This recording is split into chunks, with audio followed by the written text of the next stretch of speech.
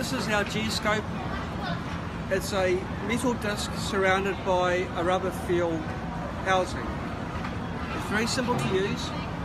You place it over your eye as you would an eye wash, and you hold it up to a very bright light.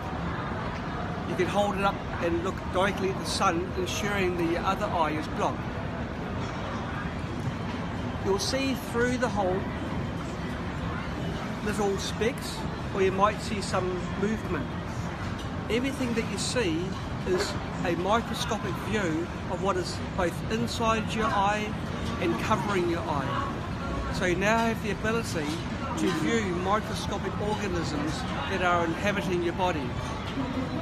So cover your eye, block the other eye, hold it up to a bright light, including the sun, and you can see anything that was within your eye or covering your eye.